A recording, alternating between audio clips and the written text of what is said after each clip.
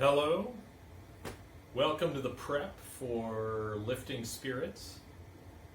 I wish I could actually just make you a cocktail when you arrive on Thursday, but unfortunately that's not in the cards. So this is my attempt to give you a hand and to get you ready to make yourself a really great cocktail in this quarantine moment and for our first online edition of Lifting Spirits. Every drink needs ice. And this is a piece that people don't think very much about, but it's actually really important. The kind of ice that comes out of your goofy automatic machine or the really broken up stuff from an ice plant, mostly what it does is melt and dilute your drink. And while some of what we want is some melting and diluting, we don't want there to be a ton of that. So it's good to have a fairly solid ice cube block. I like these ones. They make little square cubes. They're not that little, actually. I would say they're kind of a good medium size. And they hold together pretty well in the shaker. Okay? So we chill the drink and try not to dilute it too much. The other thing you're obviously going to need is a glass. You can use just a water glass out of your cupboard if you don't have any cocktail glasses, or if you've got a taller tumbler. And we'll look at the different kind of drinks. This will be good for a taller drink, like a Caesar or a Gin Fizz. A Gin Fizz is going to be one of the drinks that I make. A shorter glass, like you might have something like this as a water glass, but it's also an old-fashioned, or in this case a double old-fashioned glass. And in fact, an old-fashioned is the other drink that I'm going to make this week specifically.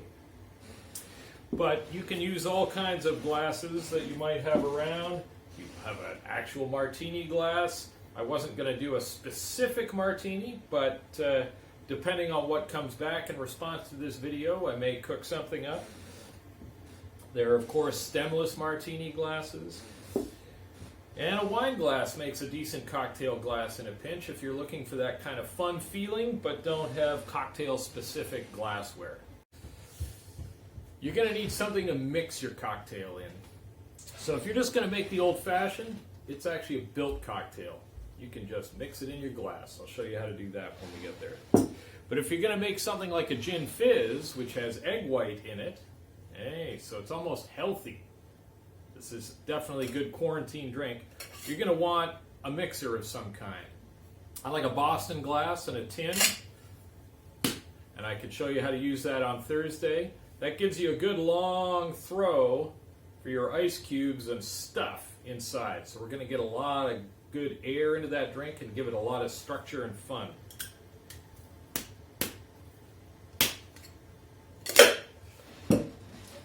But not too many of you probably have a Boston glass and tin around. You can get them easily in normal times, but these are not normal times. You might have one of these kind of combined Boston shakers around with the cap that comes off and a filter built in. I don't really like these. They don't give much room to throw, but lots of us have them around and they work in a pinch. This one, I cannot get the cap off. But it's one of the things I find a little bit annoying about these. You might not even have that. A mason jar. That's going to work in a pinch. You want a lid that fits pretty tightly. This is one of the storage lids, so it's probably going to leak a bit, but we're probably not going to be shaking so long it'll be a big problem. Again, not as much throw as I'm going to get out of a combined glass and tin, but probably, well, not even quite as good as that, but it'll still do the trick. Another thing, if you're a camper or have that kind of thing around, even an Nalgene bottle works.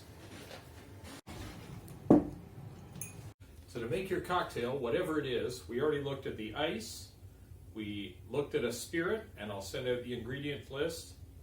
We looked at something to shake it in, we looked at something to put it in, your glassware. You're also going to need something to measure with. I often free pour using a spout, but that takes some practice, and we're not going to work on that for Thursday. But an official jigger of some kind, this one's 1.5 ounces on one side and 3/4 on the other. Or any small measure you've got around.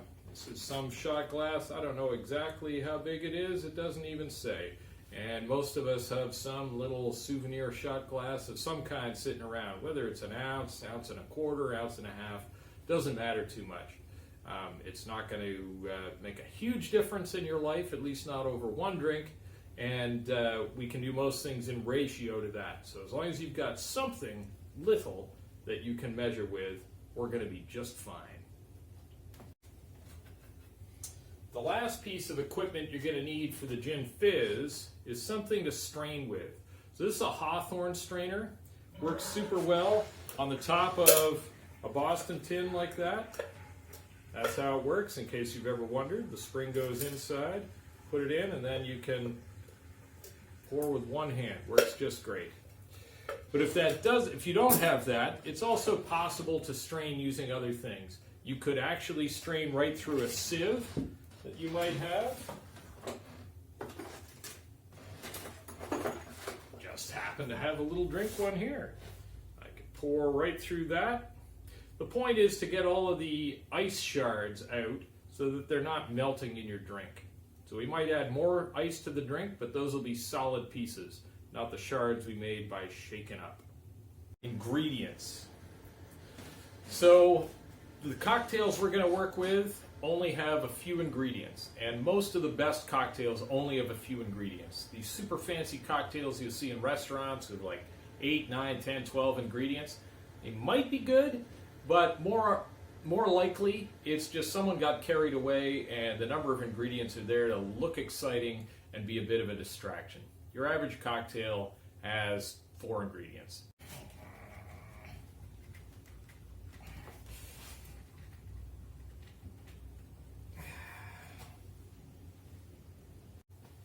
The average cocktail only has 4 ingredients in it, and that is all you need.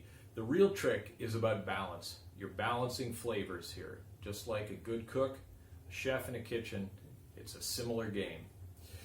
So the kind of flavors we typically work with are strong flavors, naturally enough. Alcohol, like bourbon here, that we're going to use in the old-fashioned. Something soft, so a kind of mix. Might be a soda, might simply be water, pop, juice, something like that, something to soften it. Something sweet to take kind of the strong edge off. So that might be a sugar syrup, it might be the sweetness of a juice, some other sweet flavor like that. And lastly, sour. It's very common to have a sour flavor of some kind in a cocktail. Lemon juice, lime juice, very, very common. But there are others. All right, I've got one more thing I need to let you know before I go. Just a reminder, we're going to do 2 official cocktails. Official meaning international bartending cocktails. We're going to do the old-fashioned, and we're going to do the Gin Fizz. The ingredients are in the notes below or in the email that you got with this link. The other thing we're going to do is a Quarantini. What is that, you may ask?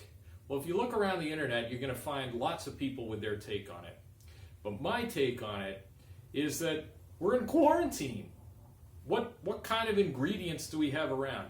There's not one thing that we can count on in any house. However, I've got some experience with that. There's a long-standing tradition on canoe trips of something called a camp cocktail. And you're almost certainly using a Nalgene to mix that up. The starting point is simply whatever you've got. Whatever kind of booze you've got around, or hell, even kombucha, I've got some cooking back here, mixed with whatever mix you've got around. So what I want to know from you is, what have you got? What are you stuck with? Some weird old bottle of something, you don't know what it is, or hopefully a bottle of something you really love, but you're out of what you normally do with it, and you're looking for a good idea on how to handle it.